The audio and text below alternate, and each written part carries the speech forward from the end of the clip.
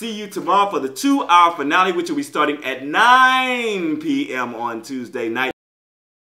Hey fam, what's up? This is Robert Anton, robertanton.com, coming to you with the No Frills, the voice commentary from a singer. Tonight is the finale of The Voice, and is it me, or has this season gone by too quickly? I'm like, what happened? Hopefully you've been enjoying it as much as I have. So much great talent this season and no clear front runner, which is really great. I'm like, who's gonna win? Oh my God, I just don't know. Tell me who you think is gonna win down in the comments. Tonight, the top 4 compete for the title of The Voice. Aaliyah, Chris, Lauren, and Jesse will perform 3 times, one a new cover, a special coach duet, and a new original song. So let me tell you what happened. We started out with Team Blake's original from Aaliyah Molden. She did Never Be Lonely. I liked the sound of the song in the package, and the production as she started out on stage was really nice. This song was very radio-friendly confection and not the biggest singer song, but I liked how there were several places for her voice to shine and be featured on the production. You know, all the music dropped out or went really low and she got to really sing out on it. This was well written for a girl her age and fit her style very well, so I very much enjoyed it. Gwen said she liked that with this song she could see where Aaliyah was going and called her adorable. Next up, we had Team Adam with Jesse Larson doing his cover, doing Taking It to the Streets by the Doobie Brothers,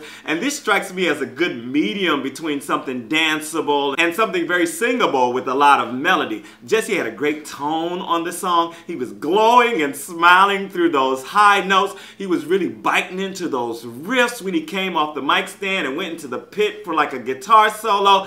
This was very gritty and enjoyable performance with the backup singers and high energy crowd. I really enjoyed it. Alicia called it dope and said his voice is pristine, clear, and powerful. Next we had Chris Blue and Alicia Keys do Diamonds and Pearls by Prince, and Chris gave us some low notes that I've never heard out of him before as he started this out, and I'm glad him and Alicia stood together singing instead of her playing the piano and him singing. Very nice choice. They sounded so good together, and he threw in his little moves here and there to delight me, you know, just little things that he did that were just like, I see you, I see what you're doing right there. He also really held his own and even stole some of the focus on stage with such a formidable star. I mean, this is Alicia Keys, and he was really giving it, taking it, and doing his thing and ushering her around the stage. I enjoyed this immensely. Next we had the cover from Team Blake's Lauren Dusky. She did The Dance by Garth Brooks, and Blake told her she can do a melody change on the first and third line in rehearsal.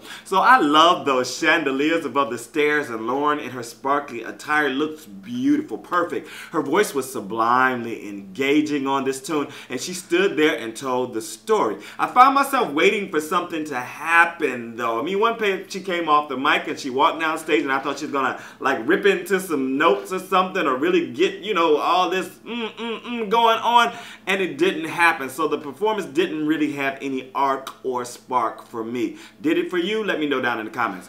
Adam told her that she has a voice that's very familiar and comforting, saying it's a joy and pleasure to watch her. And if it's a joy and pleasure to watch me, please make sure to thumb up the commentary for one of the last times this season. Oh my God. I thank you so much for watching with me all season, for all your wonderful comments. We've been hitting over 100 comments every video. Oh my God, I'm so excited about that. I try to answer as many of them as I can, but I thank you so much for watching. I thank you so much for your comments, and of course I thank you for your thumbs. Next up, Aaliyah Molden and Blake Shelton sang Dancing in the Streets, their duet by Martha and the Vandellas. And oh my God, we seem to do this every week on the gigs. And you know what? I'm still not, you know, I don't hate it. I mean, it's really a pretty good song. Every single gig though, including this past Saturday. I wasn't exactly excited when I heard the song choice, but it's a very, very popular song still. Aaliyah sounded sweet on the lead, and Blake also had a good gritty vocal take on him. He was working hard on them notes at times though. Did you notice? Aaliyah, however, was so comfortable and easy with it that I kind of wish that she had to work harder for it, you know? She worked the stage and she brought her bubbly energy to it, so I very much enjoyed it. Team Alicia next had Chris Blue do his original song Money on You, and this had me bopping in the studio package, though I wasn't feeling that chorus at first. Of course, I was smiling as he started this out and enjoying just the way he moved in that chair. That jacket was sweet, and I still wasn't really liking the chorus, though it is memorable, and I'm like, okay, just didn't like it the way it sounded up in his falsetto. I was loving the beat and his dancing, enjoying himself, and Alicia dancing along. He did as much as he could with it to turn it into a really exciting performance. performance, but I don't know, did you like the song? Let me know down in the comments. I was like, I don't know. You know, I love his performance. I like the way it sounded in his voice except for the falsetto part, but I just wasn't crazy about it yet. Maybe I'll get to like it. I don't know. We'll see. Then we had Jesse Larson and Adam Levine do Let's Go Crazy by Prince, their duet, and this definitely had me excited. They both sounded good on it, pretty good on it, and rock them guitars though. Great energy. The vocals are pretty darn good. I felt both of them could have let loose more in the vocal department, but this vibe was perfect, and those battling guitar solos at the end, they had me like, yeah, go y'all, go y'all. The best part of the show so far for me. So, of course, the best duet so far. Then we had Lauren Dusky and Blake Shelton perform There's a Tear in My Beer by Hank Williams Jr. And they were both on guitar for this with the barn behind them. I just can't, y'all. Blake sure took a whole lot of the first part of the song, and I was wondering if he was going to let Lauren sing, but then her part came in, we got a little modulation, and she went into her part, and then Blake had a hard time like picking up his harmony or something. I don't know what was going on. She sounded as clear and placed as normal, but I was shaking my head the whole time because I was just like, this up here in my bed. Did you love it? Did you like? Tell me down in the comments. I'm just like, tonight, I'm like, I just don't know about this. Is this the finale? Okay. Next up, we had Team Adams' Jesse Larson do his original song, Woman by Chris Stapleton. And so great that he got a song from someone whose career that he can actually use as a template because they sound so much alike. This was the perfect tone and style for Jesse with an old school feel but a timeless appeal. His voice sounded great on it, so forward and clear with that beautiful high ring throughout. I like the way he crooned that chorus so sweetly, and then the guitar solo is always good. Jesse just sings so easily and navigates his range with natural abandon, just like he plays his guitar.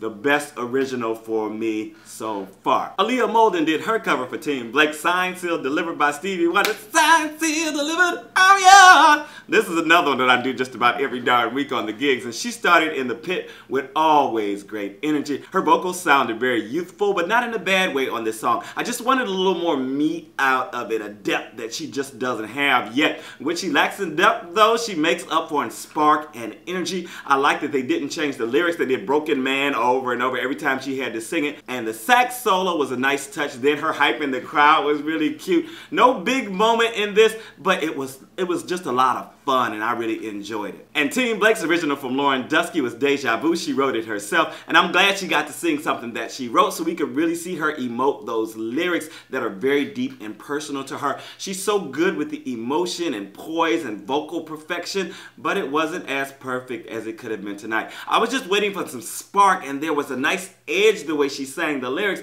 but we didn't get any, again, we didn't get any growth, we didn't get any arc, we didn't get any, you know, for this competition, I just was waiting for just to be wild, and I wasn't wild. I just didn't think there was a lot of range out of this for her. And in the pimp spot, we had Team Alicia's cover for Chris Blue. He did Rhythm Nation by Janet Jackson, and I was hyped as this started out with all the dancers, but I just felt like he should have been singing something to pull on the heartstrings more. You know, America wants to be touched and cry and feel with you and all that. But he was singing his face off on these lyrics, dancing like a pro without losing focus or breath control. You know, a lot of people, when they do all that dancing, they have to like do a lot of lip singing. He was all in there. And after one of the big dance breaks, he was all up in this falsetto, which would have been like, and he was just like, just perfectly clear and wonderful controlled. This was exciting with the dance breaks, the falsetto singing, a little hooping and hollering and preaching, and a lot of MJ in there. I saw a lot of that in there. Including he gave a little moonwalk on it too. I think people are going to say that he didn't sing enough on this,